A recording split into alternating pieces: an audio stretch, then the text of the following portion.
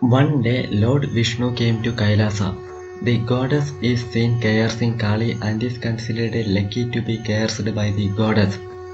The goddess begs him to accept her as her son and the goddess agrees. Then one day, goddess Parvati goes to take a bath and at that time Lord Mahadeva comes there and at this time the guard is Nandikeshan. Nandikeshan explains to goddess Shiva that goddess Parvati's command is to go inside.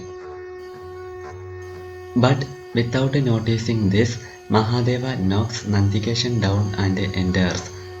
Parvati sees Lord Shiva coming in without paying attention to Nandi and inquires about the reason. After hearing Lord's arguments, Lord Parvati reminds Lord Shiva that it is wrong to come near without asking permission.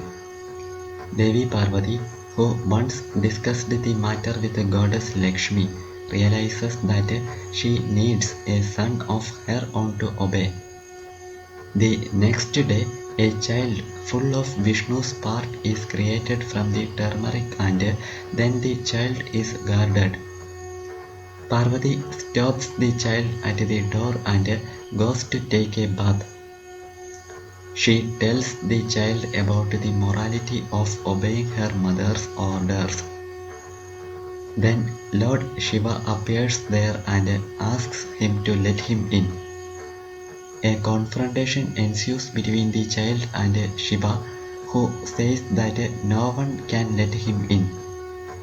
Lord Shiva can understand the glory of the child only when he is in conflict with the child.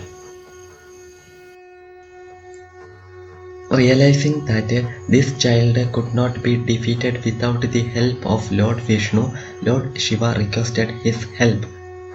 Shri Mahavishnu, who appears to them in time, makes the beheading of the child possible with his Sudarshan Chakra. Saddened by this, Goddess Parvati demands that the child be returned. In order to alleviate the grief of the goddess, Lord Vishnu cuts off the head of an elephant that came through it in real time and places it on the neck of the child by Brahma. Parvati accepts the child who was brought back to life by the blessings of Brahma. Lord Shiva then announces that he will be known as Gajanan as he got the elephant head. He also appoints Ganesha as the ruler of the demons. It is believed that worshipping Ganesha will result in the worship of all the deities.